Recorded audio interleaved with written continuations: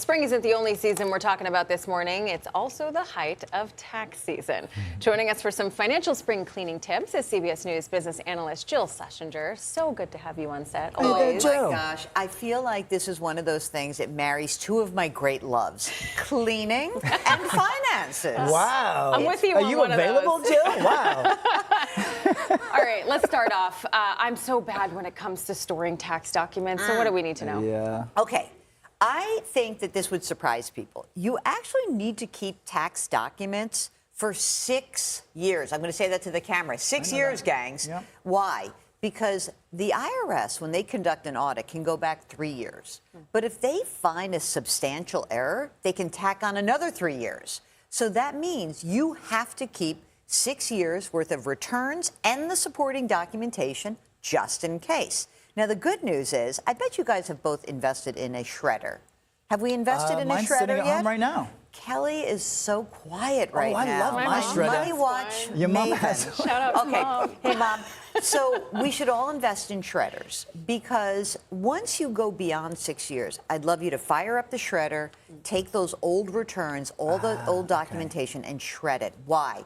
Because if thieves go through landfills and find your tax data, it's just got this amazing amount of information, and we want to guard your data. So shred anything after 6 years. Same reason I shred anything from the mail with my name and address on it, because why should anyone have that in the trash? I want to ask you about bank statements, because I used to be old school for a while, keeping the paper statements filed away. I know they have them digitally now, but how should we all keep track of that? Okay, so I think that most people are more comfortable with getting those online statements, and usually most institutions, they'll keep statements for 12 months online. You can always ask them for more. Let's say you've got a bunch of old statements floating around in your files.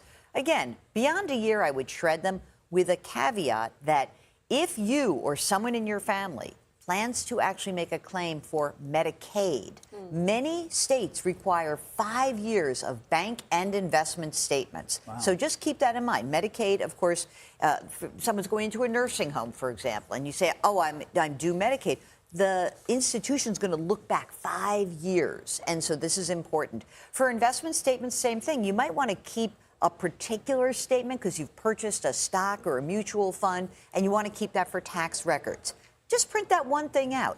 Shred everything else. Be paperless. Look at all the space I'm finding in your file cabinets, gang. What about receipts? Because I'm good at actually keeping all my receipts, but then they end up in a stack, and then I don't go through them, and What then are the these ink fades receipts after a for? couple of years. Like, I mean, Restaurants, like, okay. anytime I make a big purchase, Yeah, but it's a good okay. question. What should I be keeping? The day-to-day stuff is just shredded. But for big purchases, I would keep it. I mean, especially if it's associated with your house, right? Okay. So maybe you say, I'm keeping a big receipt of a huge refrigerator. I just bought it. I want to keep that. I want the warranty. I want proof of purchase. You can keep it for a while. Also, if you're thinking about what you really do need to keep, I would say if you've done a big project in your home, it is good to keep the receipts associated with that big project. Maybe you put in a new bathroom, right? And the reason is that when you go to sell your home, you're going to say to the IRS, oh, I bought the house for this. I put this much money in. Now I'm selling it for this price.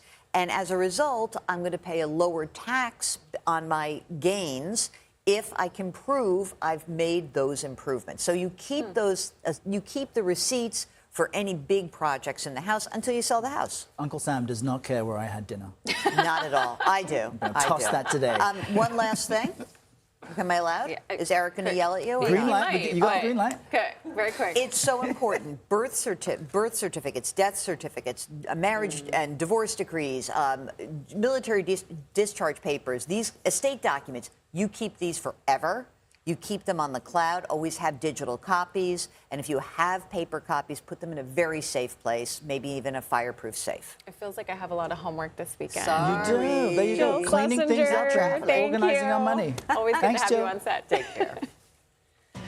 This Money Watch segment has been brought to you by AT&T Business. Connecting changes everything.